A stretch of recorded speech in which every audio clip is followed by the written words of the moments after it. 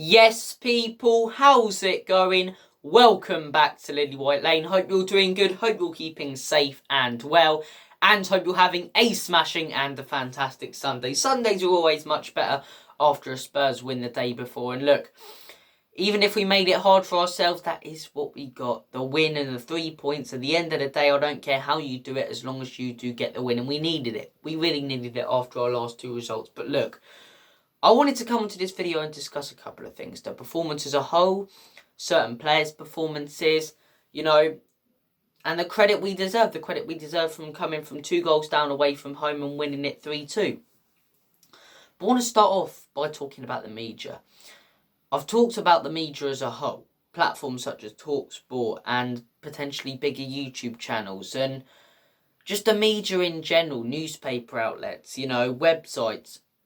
There's been this agenda this season, in my opinion, against Tottenham and against Antonio Conte, because Tottenham play a style of football that isn't a good advert for their league. Tottenham play a style of football which isn't a good advert to promote their websites or their YouTube channels. Hence the fact, in my opinion, so many people are constantly criticising Conte. Opposition fans are criticising Conte more than Spurs fans.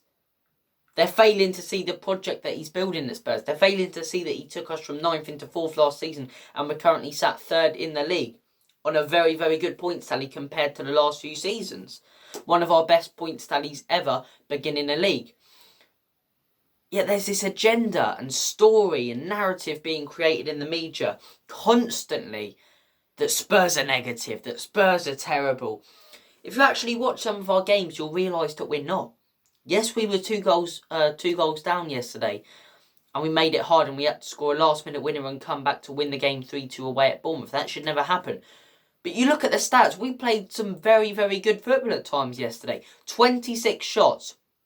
If that cross from Son goes into the back of the net where it hits the post, if Harry Kane, scores his opportunity that he has, if Oliver Skip scores his opportunity, so many chances. If they go into the back of the net, right, we're potentially talking about a 5 or 6-2. Right, we deservedly won the game. None of this Bournemouth were robbed or any of this, and Bournemouth deserve something. Bournemouth played a very good game. They made it very difficult for us. Credit where it's due. But they didn't deserve a point, in my opinion. You look at the stats, you look at the amount of shots we had, shots on target, created chances. We deserved to win that game, and we took them at the end.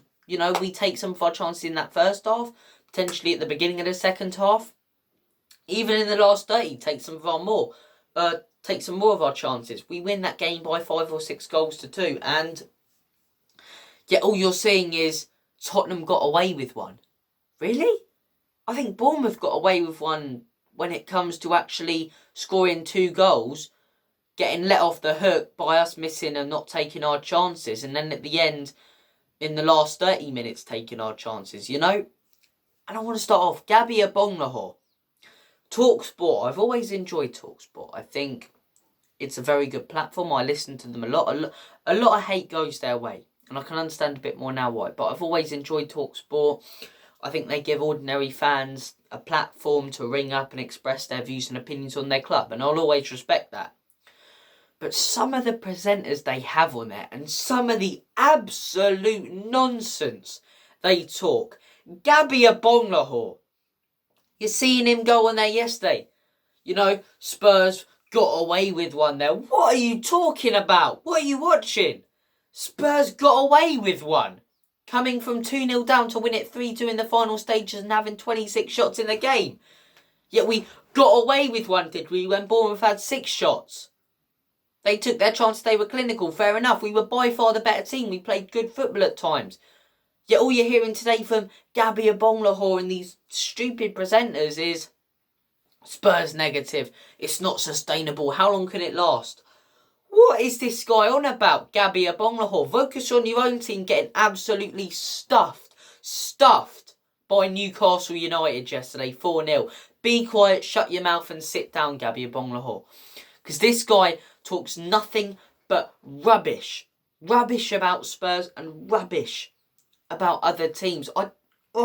Some of his views and some of his opinions are ridiculous. And to come on there yesterday and say Spurs got away with one and Spurs were crap again and Spurs were poor, and some of the stuff he's saying, it's like, come on. Come on, Gabby. Villa legend, apparently. So what if... Isn't that... But it's like me saying, for example, okay, I'm trying to think of a player. Let's say, I don't know. I can't think of... Serge Aurier's a Tottenham legend because he played for Tottenham. Gabby Abonlahor isn't a Villa legend. He just played for Aston Villa. You know? And some of the rubbish he was talking yesterday on TalkSport and some of the presenters they have on there ruin it because it's a really good platform. I think some presenters, Simon, Jordan, Jim White, people like that, I think they're brilliant. I think they're absolutely brilliant. Yet they've got others who do certain shows who start creating negative narratives, and it's pathetic. It's absolutely pathetic. It's pathetic that people are constantly having this thing against Spurs, and people might go, oh, well, you know, people don't have an agenda against Spurs. Do they really hate Spurs? Some of these people who talk rubbish about us, I don't really think they hate us, but do they enjoy getting the narrative out there because it gets them a few more clicks saying Spurs got away with one and Spurs are shit? Of course they do. Of course they do. You know, these big media platforms love it when a big team loses. Because they can talk about it, they can bury that team, they can be controversial. And that's how they get their views, from being controversial.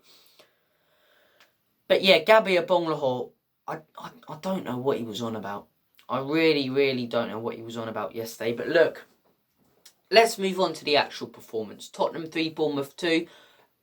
I don't think it was necessarily a bad performance. We shouldn't have been 2 goals down. We shouldn't have had to do it in the last minute.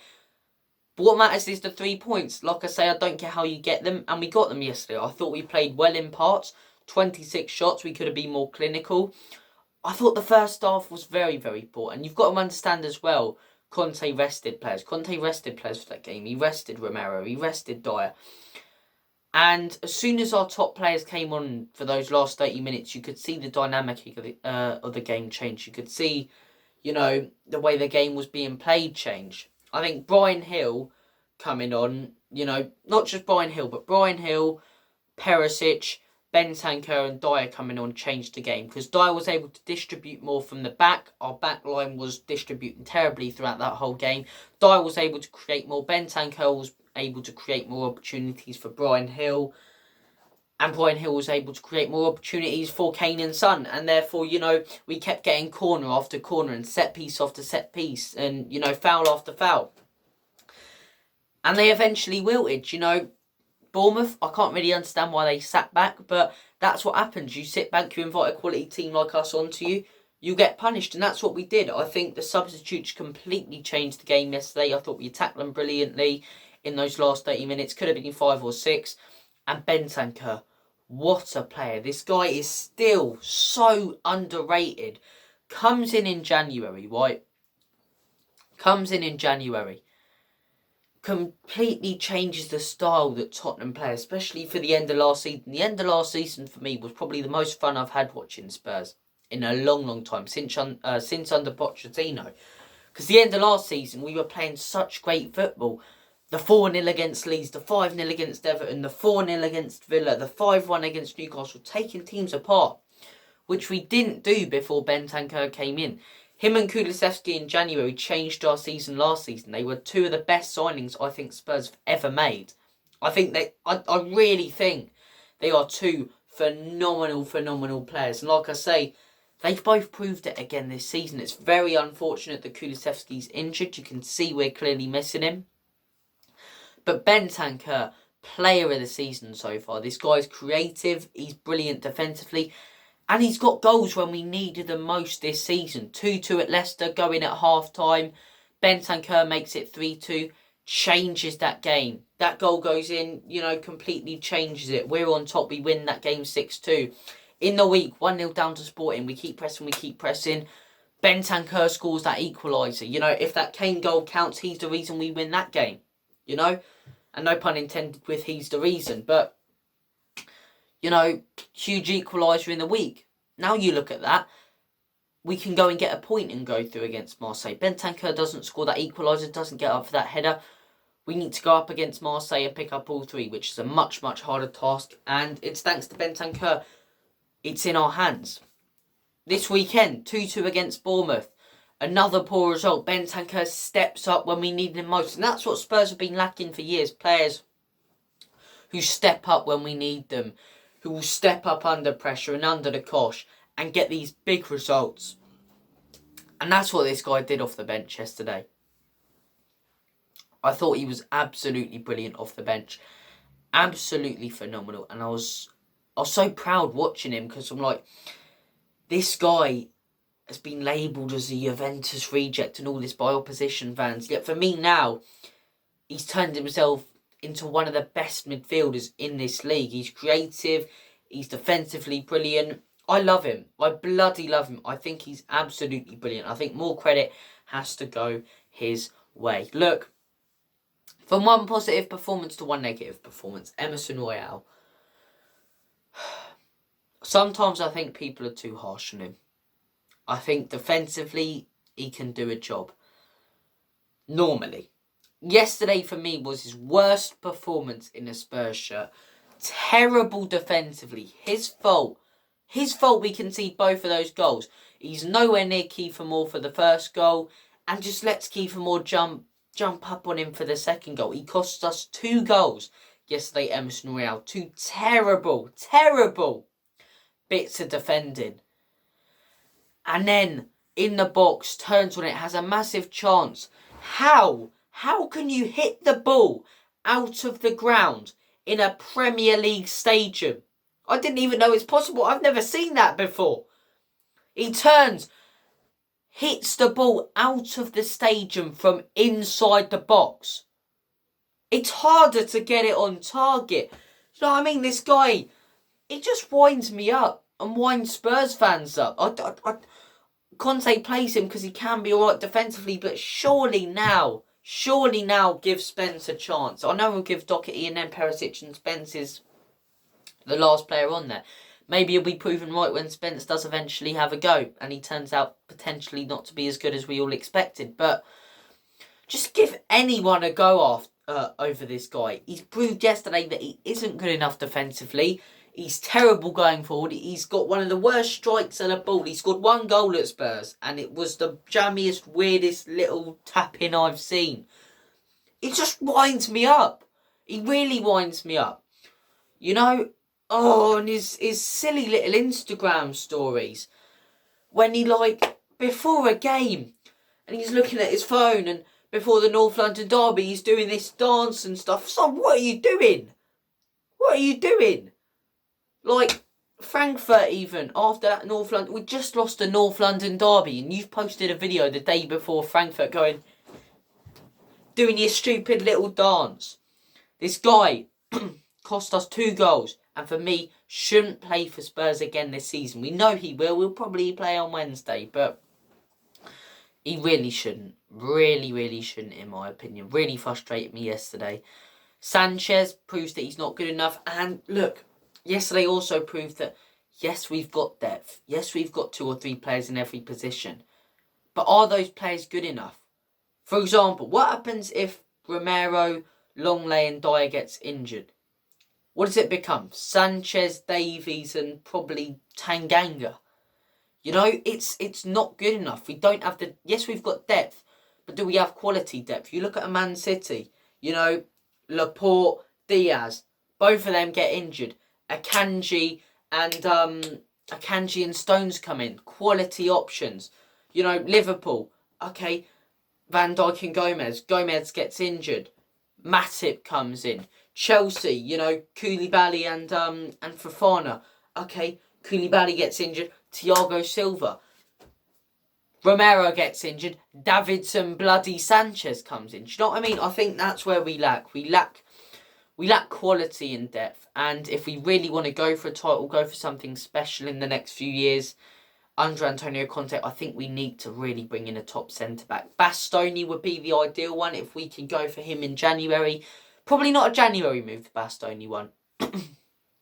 I expect that'll happen next summer. But look at someone in January. Look at someone such as Ndicka from Frankfurt to come in. And then Bastoni next summer. And then you look at those options. Romero, Dyer, Ndicka, Bastoni, Longley. You know, it looks a lot more promising. Our attack when it comes to depth, it's very good in my opinion. Kane, Son, Kulusevski, Richarlison. Midfield, could do with a bit of work. Højbjerg, Bissouma, Bentancur, Skip. Defence, you look at our depth, it's not good enough.